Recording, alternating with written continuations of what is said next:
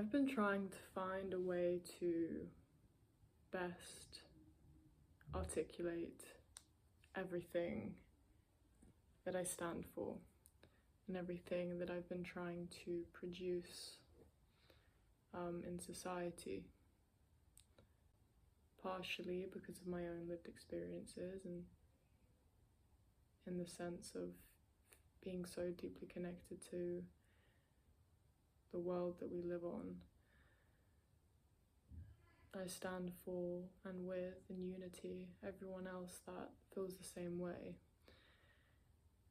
Covering topics like spirituality are difficult because each individual person may have a different perception of what that means, and the totality of truth is incredibly segregated,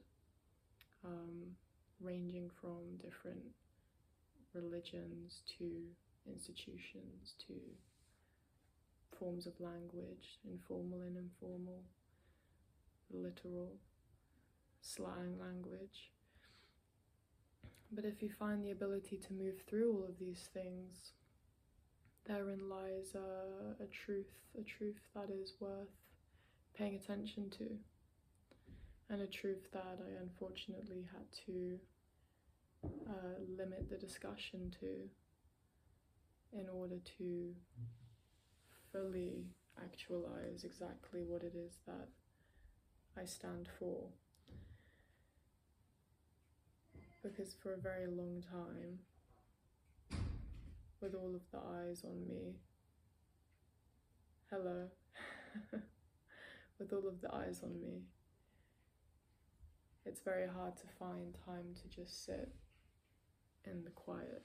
I actually have a book, a chapter, a page, a sentence from a book that I resonate a lot to the experiences that I've shared being in an institution such as a psychiatric ward.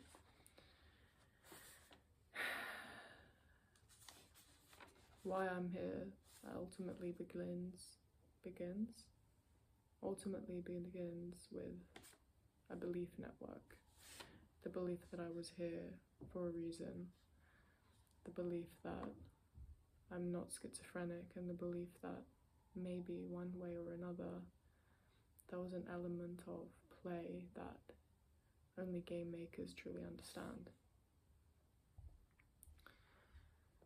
Many people are so imprisoned in their minds that the beauty of nature does not really exist for them. They might say, "What a pretty flower," but that's just a mechanical mental labeling, because they are not still, not present. They don't truly see the flower, don't feel its essence, its holiness, just as they don't know themselves, don't feel their own essence, their own holiness. Because we live in a mind-dominated culture, as I have come to actualize in many forms. This is only just an introduction to some of the key topics that I stand for, and ultimately I'm curious limitlessly to who would be interested in being a part of this and following in on this journey that has proceeded before me. I'm not the first to do this, but we need more people who aren't so hateful. So if my voice is so small, I hope that it sends waves.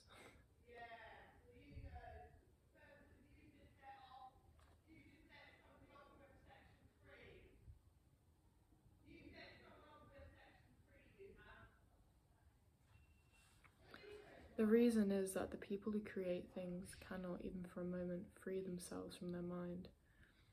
So they are never in touch with that place within their true creativity and beauty arise. Our mind is left to itself, creating monstrosities, not only in art galleries. You can look at the urban landscapes and industrial wastelands where no civilization has ever produced so much ugliness. The book is called The Power of Now.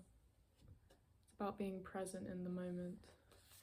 It's about just sitting with the space and watching the world go by, acknowledging where you stand in all of it and acknowledging where you don't. Perhaps that is what intuition entails. Perhaps that's what we really mean when we say, I like your vibe.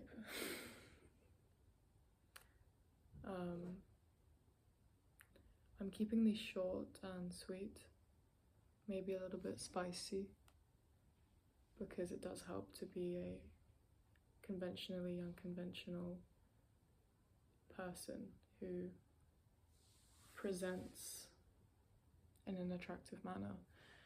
It definitely does help, but it's not limited to that, which is another thing that I'd like to cover in the near future.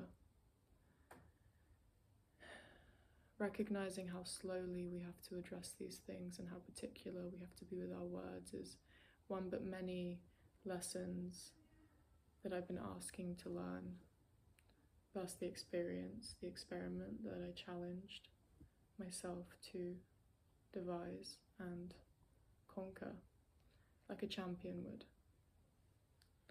With that being said, I hope this reaches you all well, and I hope that you find the time to sit with what I'm saying a little bit, beyond just my words, but the sense of feeling and the state of feeling that I've always lived within. Because if you're always living in your minds, you'll never have the ability to question mine. And it is the loneliest thing to ever happen.